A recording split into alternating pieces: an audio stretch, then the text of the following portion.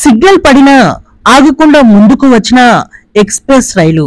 అదే ట్రాక్ మీద మరొక ట్రైన్ ఉండడంతో ఒక పెద్ద ప్రమాదం అనేది తప్పింది.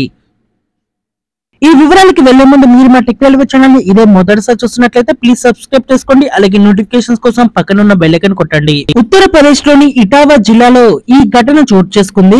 శివగంగా ఎక్స్ప్రెస్ ఈ ట్రైన్ 80 స్పీడ్ తోటి దూసుకు వస్తుంది. అదే మార్గంలో మనకి బర్దన అనే రైల్వే స్టేషన్ ఉంటుంది. ఈ రైల్వే స్టేషన్ కి 5 కిలోమీటర్ల దూరంలో ఈ ట్రైన్ కి రెడ్ సిగ్నల్ అనేది ఇచ్చారు. ఈ రెడ్ సిగ్నల్ ఇవ్వడానికి కారణం వచ్చేసి బర్దన రైల్వే స్టేషన్ లో మనకి హంసఫర్ రైలు అనేది ఆగి ఉంది ప్లాట్ఫామ్ మీద. ఈ ప్లాట్ఫామ్ అనేది ఖాళీ అయిన తర్వాత ఈ శివగంగా ఎక్స్ప్రెస్ కి సిగ్నల్ అనేది ఇవ్వాల్సి ఉంది. ఈ హంసఫర్ ఎక్స్ప్రెస్ అనేది ప్లాట్ఫామ్ మీద ఆగి ఉంది. అందుకే ఆ శివగంగా ఎక్స్ప్రెస్ కి రెడ్ సిగ్నల్ అనేది ఇచ్చారు. ఈ రెడ్ సిగ్నల్ ని గమనించిన లోకో పైలట్ ట్రైన్ ని తీసుకొని 1 కిలోమీటర్ మేర ముందుకు వచ్చారు. ఆ టైంలో రైలు యొక్క వేగం అనేది 80 కిలోమీటర్ల వేగంతో ఉంది.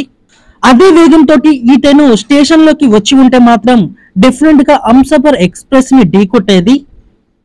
ఇది గమనించిన స్టేషన్ యొక్క మాస్టర్ అలాగే రైల్వే యొక్క సిబ్బంది వెంటనే ఆ లైన్ లో ఉండే విద్యుత్ సరఫరాని నిలిపివేసి ట్రైన్ కి విద్యుత్ సరఫరా అనేది అందకుండా చేసి ట్రైన్ ని వేగాన్ని తగ్గించి రైలుని నిలిపివేయడం జరిగింది. 5 కిలోమీటర్ల దూరంలో రెడ్ సిగ్నల్ అనేది పడగా ఈ రైలు 1 కిలోమీటర్ ముందుకు వచ్చింది. మొత్తం 4 కిలోమీటర్ల స్టేషన్ కి డిస్టెన్స్ లో ఈ రైలు నిలిపివేశారు. ఒక ప్రమాదం అనేది తప్పడంతో రైల్వే అధికారులు ఊపిరి పీల్చుకున్నారు. వెంటనే లోకో పైలట్ ని అదుపులోకి తీసుకున్నారు. వీరికి వైద్య పరీక్షలు అలాగే వేరే పరీక్షలు అనేవి నిర్వహిస్తారు.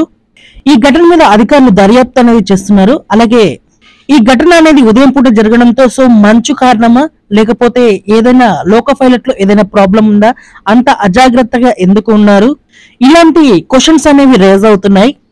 ఒకవేళ లోకో పైలట్ తప్పని తెలిస్తే వెంటనే ఈ లోకో పైలట్ ని సస్పెండ్ చేస్తారు. అలాగే అతనికి ఉండే ఎక్స్పీరియన్స్ ని దృష్టిలో ఉంచుకుని రైల్వేలోనే వివిధ కేటగిరీలో ఏదో ఒక ఉద్యోగాన్ని కేటాయిస్తారు. ఏది ఏమైనా ఒక పెద్ద ప్రమాదం అని తప్పింది. ఇది ఒక గుడ్ న్యూస్ గా చెప్పుకోవచ్చు.